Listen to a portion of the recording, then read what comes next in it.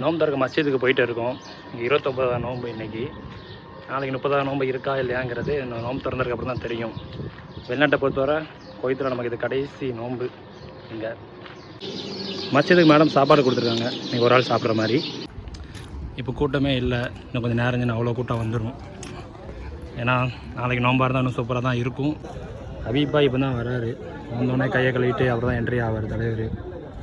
இன்னைக்கு இவ்வளோ கூட்டம் தான் இருக்குது.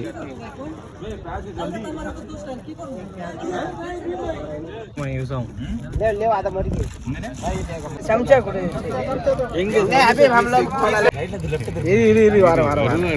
தெரியும், அவருக்கு தெரியாதா? அபியனுக்கு தெரியாதா?